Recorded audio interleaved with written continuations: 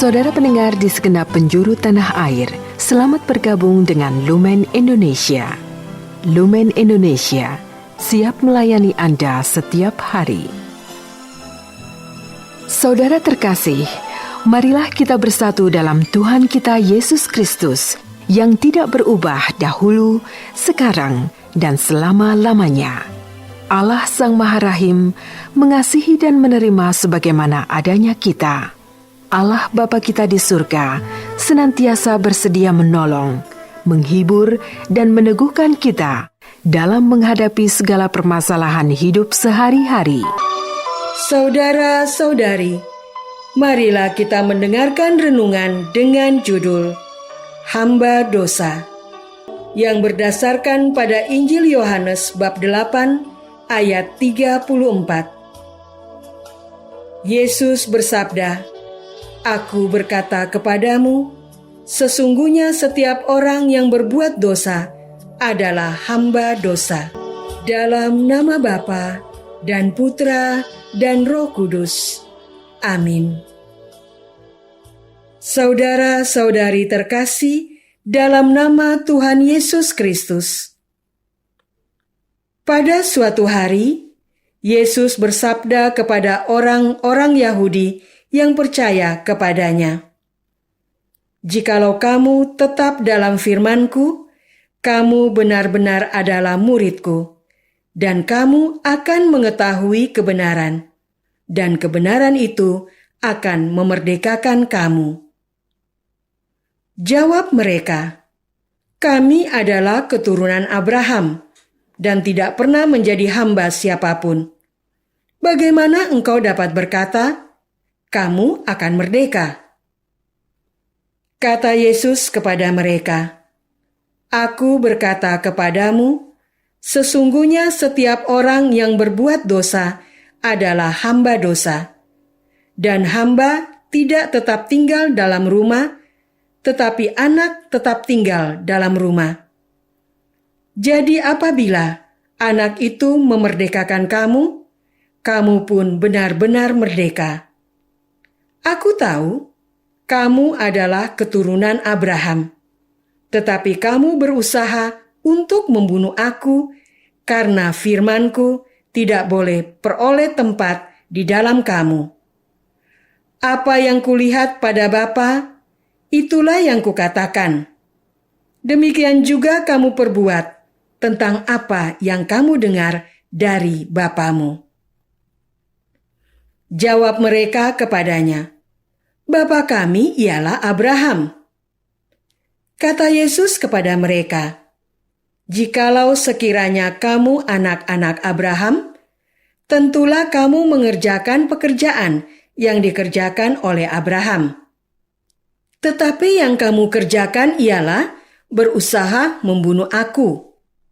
Aku seorang yang mengatakan kebenaran kepadamu, yaitu kebenaran yang kudengar dari Allah. Pekerjaan yang demikian tidak dikerjakan oleh Abraham. Kamu mengerjakan pekerjaan bapamu sendiri." Saudara-saudara terkasih, orang-orang Yahudi tidak bisa menerima sabda Yesus bahwa mereka akan dimerdekakan jikalau mengikuti firman Yesus. Mereka menyatakan diri sebagai anak-anak Abraham. Anak Abraham bukanlah seorang hamba yang harus dimerdekakan. Mereka tidak merasa menjadi hamba dari siapapun juga. Mengapa harus dimerdekakan? Yesus tahu bahwa mereka adalah keturunan Abraham, tetapi mereka berusaha membunuhnya, sehingga firman Yesus tidak peroleh tempat di dalam hati orang Yahudi. Inilah yang disebut dosa, yaitu Tuhan Yesus tidak peroleh tempat dalam hati orang Yahudi karena merasa diri sudah menjadi anak Abraham. Maka pembebasan yang ditawarkan Yesus sungguh tidak dipahami. Orang Yahudi tidak mengetahui bahwa Yesus lebih tinggi daripada Abraham. Yesus masih diterima sebagai orang Nazaret yang keluarganya mereka kenal. Apa yang bisa dilakukan seseorang yang berasal dari Nazaret? Tidak ada. Saudara-saudara terkasih, tawaran Yesus untuk memerdekakan orang Yahudi disebabkan karena mereka masih menjadi hamba dosa. Justru karena menganggap diri sebagai anak Abraham, mereka menolak Yesus. Disinilah dosa itu terjadi. Tentu saja Abraham bukanlah penyebab dosa orang Yahudi. Dosa itu berasal dari penolakan akan sabda Yesus. Tetap menjadi anak Abraham, sekaligus bersedia menerima firman Yesus akan menyempurnakan iman orang Yahudi. Sampai hari ini pun, orang Yahudi tidak menerima Yesus sebagai Mesias yang menyelamatkan mereka dari dosa. Orang Yahudi masih menantikan Mesias. Yesus justru diimani oleh berbagai bangsa di seluruh dunia. Anak-anak Abraham tidak lagi dimaksudkan sebagai orang Yahudi keturunan darah dari Abraham, tetapi mereka yang beriman kepada Tuhan selayaknya Abraham beriman. Ini berarti dosa bukanlah karena perbuatan daging, tapi terlebih penolakan iman. Mengapa menolak Yesus adalah perbuatan dosa? Karena Yesus melakukan tindakan seperti disabdakan Allah Bapa, sedangkan Abraham tidak melakukan itu. Abraham bertemu dengan Allah dalam beberapa peristiwa di dunia, tetapi Yesus tinggal dalam satu kesatuan hakikat dengan Allah. Saudara-saudara terkasih, Yesus datang dari Allah. Yang datang dari Allah ini hendak dibunuh oleh orang Yahudi karena menolak firman yang diwartakannya. Berlipatlah dosa yang dibuat orang Yahudi. Itu sebabnya mereka disebut hamba dosa. Tindakan dosa ini pun juga dilakukan manusia pada zaman sekarang.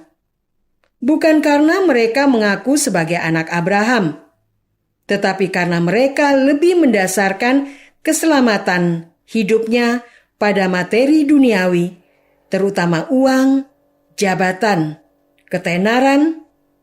Bukankah banyak orang memilih meninggalkan imannya kepada Yesus Kristus demi mendapatkan pangkat, jabatan, dan uang?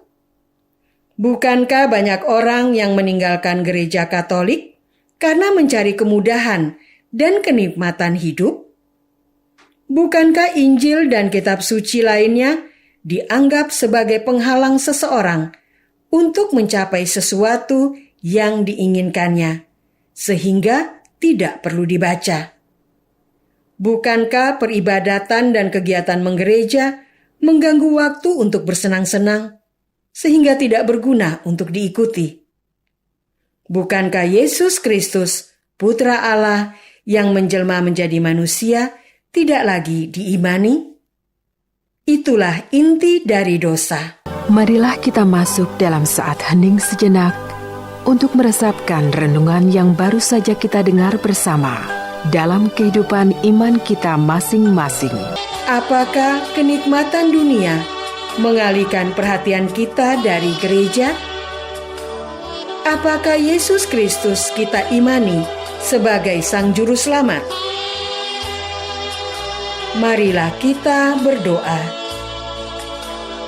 Ya Tuhan, betapa masih lemahnya iman kami.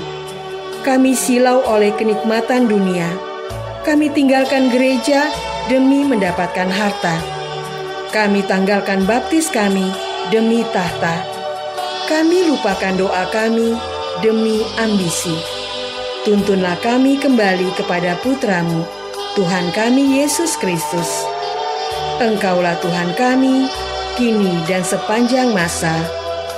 Amin. Semoga kita semua selalu dinaungi dan dibimbing oleh berkat Allah yang Maha Kuasa. Dalam nama Bapa dan Putra dan Roh Kudus. Amin. Dengan penuh kasih dan sukacita, Lumen Indonesia mengundang saudara-saudara seiman di segenap penjuru tanah air. Sekiranya ada tanggapan ataupun saran, kirimkan surat Anda ke Lumen Indonesia. Terima kasih atas perhatian Anda. Sampai berjumpa lagi dengan Lumen Indonesia pada waktu dan gelombang yang sama esok hari.